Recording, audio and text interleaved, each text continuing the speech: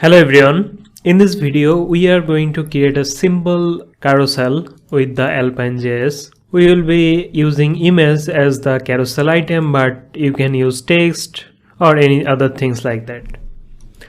So let's get started and create our markup. So in the markup we need two different type of things, right? The carousel items and the arrow or the icons for the control button. So let's create and div with the class of container, and inside the container we are going to put everything. So it is going to be our Alpine component. Let's create a div and let's name it carousel item. So these things here is going to be our single carousel item. Whatever we are going to put in this, it is going to be the carousel. So you can put text or anything, but to keep things simple, I'm just going to add an image in here. So I have also added some images in the image folder. They are all free images, free stock photos. I got them from the unsplash.com. So let's add an image on, and this is going to be our carousel item, nothing else. Let's just copy this. So let's say we want 3 carousel item. So we got our items in here, and as you can see we got our images. Let's just change that because we are not going to show same image triple time. Okay, so we got 3 different type of images. Now let's add the arrow or the button to control the carousel, like slide to left or slide to right. So let's create a div with the class of carousel control. Inside it, let's use a button, and we are going to use the hero icons for that. Let's search for left. We can use these things, or we can just use the chevron. So let's copy this as SVG and paste it here. So let's comment this out. This is the chevron left. Now we need to add a chevron right to another button. So let's create another button in here, and inside that we are going to put a chevron to the right.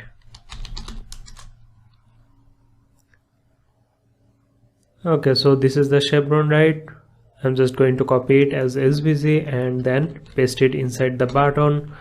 Let's run the beautify code to align them properly.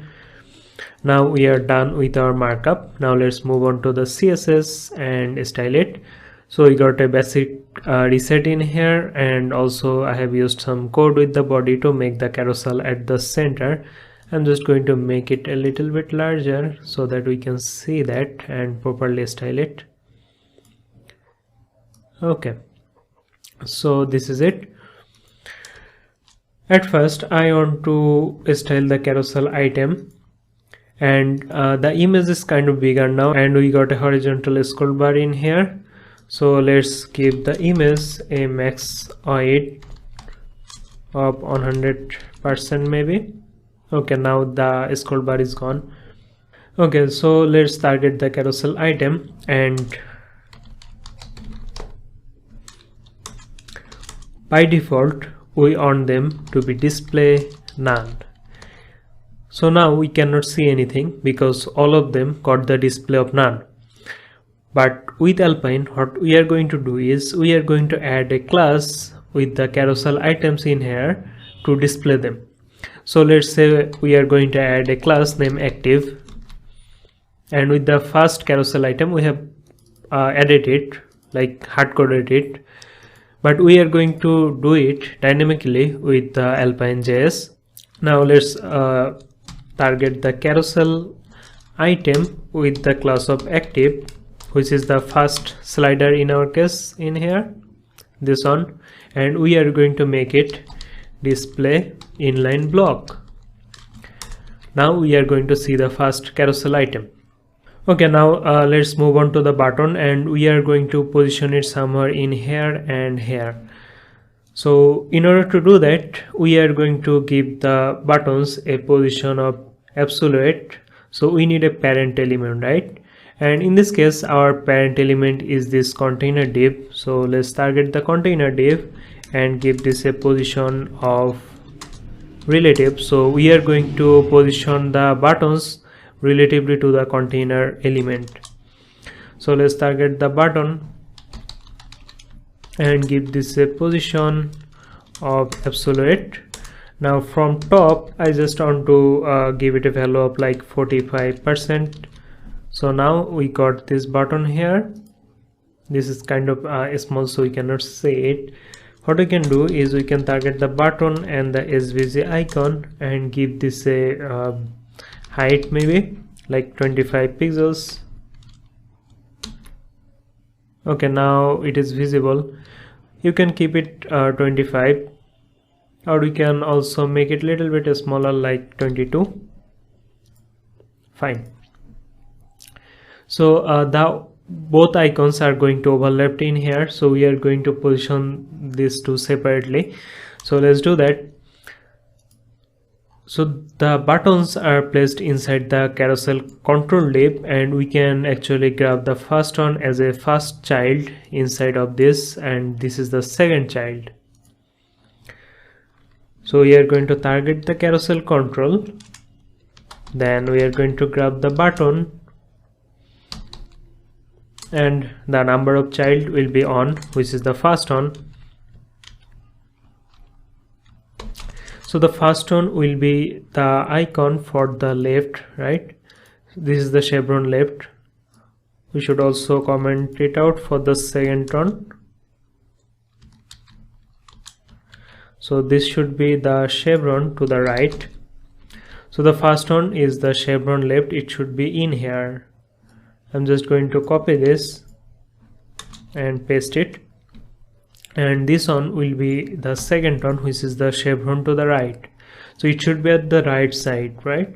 So let's add a value from the right. Let's say we want 17 pixel gap or 20 pixel gap from the right margin. So let's use that value, and this is in here. I also wanted to push like the same amount of space from the left margin. So I'm just going to give it a value from left and the same value, 20 pixels. Okay, now let's style the buttons a little bit. I just want the cursor to be pointer on hover, and also let's add a little bit of a border radius and a hover effect.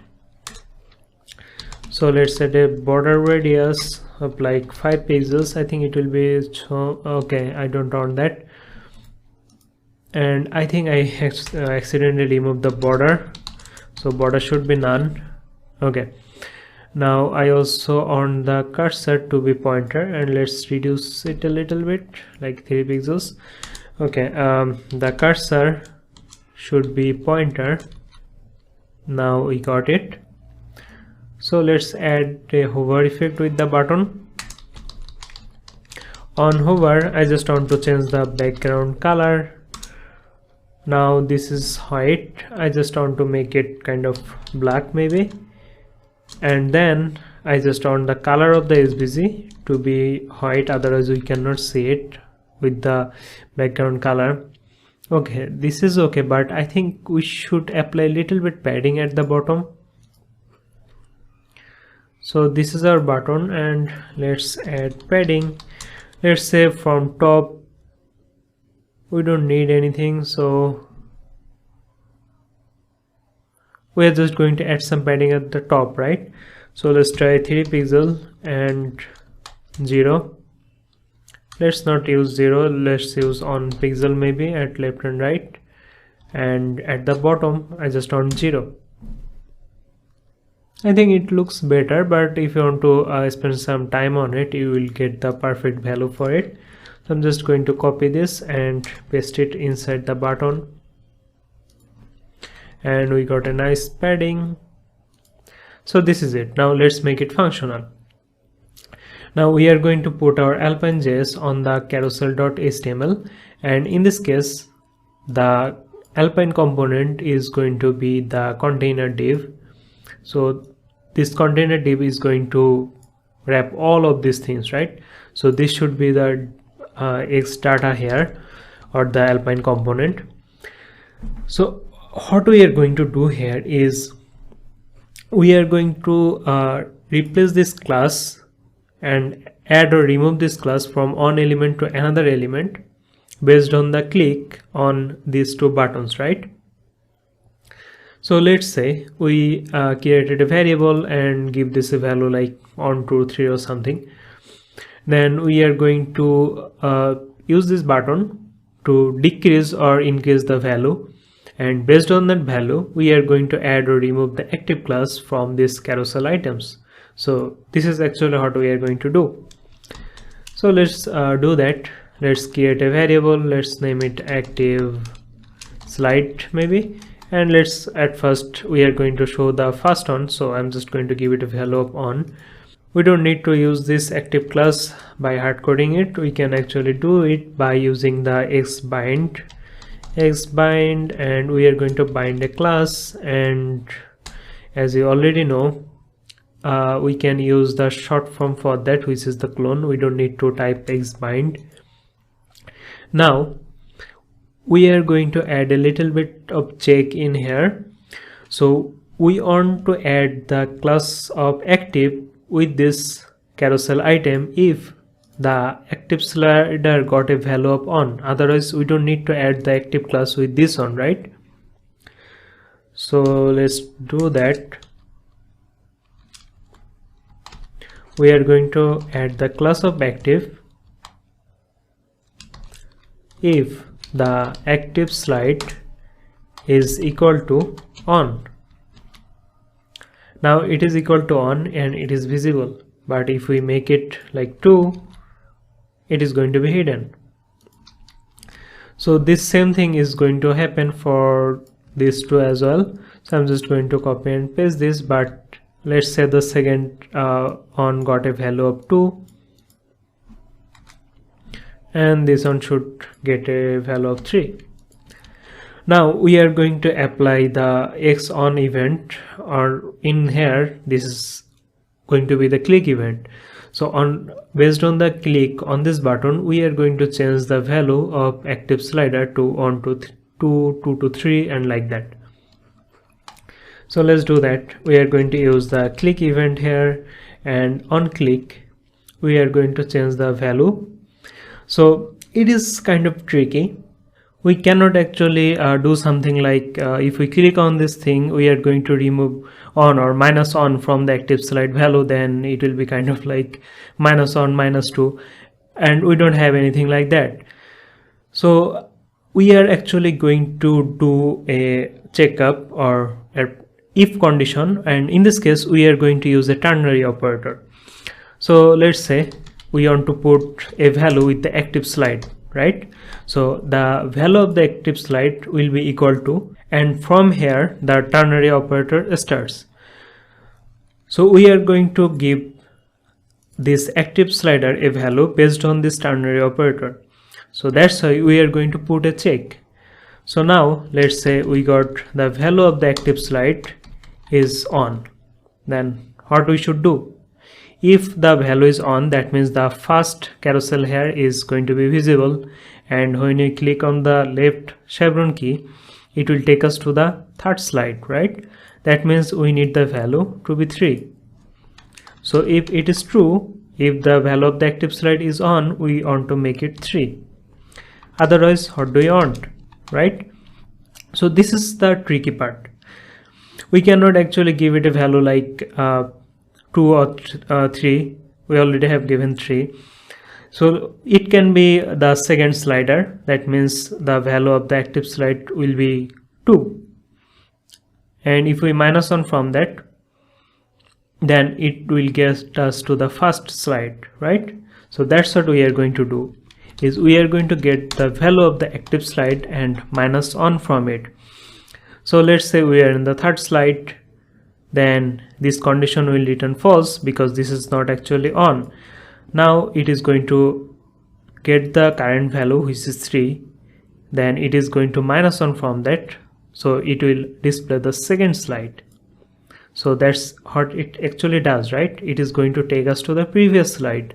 So we are going to go from 3 to second slide. Okay, I think that was kind of hard. Anyway, this is the previous button, and we are going to do the same kind of things with the next button here. So I'm just going to copy this on and paste it. So in this case, this is going to be kind of opposite. So we are going to increment the value. So if we are going to be at the first slide, we want to display the second slide and third slide, like that. But the problems comes here when we are already at the third slide, then we don't have any fourth slide in here, right? So we want to go back to the first slide. So if the active slide got a value of 3, now we want to go back to the first slide. This is it. Let's save and see. So this is the first image, and now this is the third, I think. Let's just inspect it and make it bigger. Now it got this active class, so this is the third. Now it should be the second, again first, and second, third, again first. Okay, this is perfectly working. So this is our project, and I hope you enjoyed this, because this is kind of fun and a little bit tricky, but if you understand this, then it will use the same kind of logic in your different kind of projects. So this is it for this video, and see you in the next one.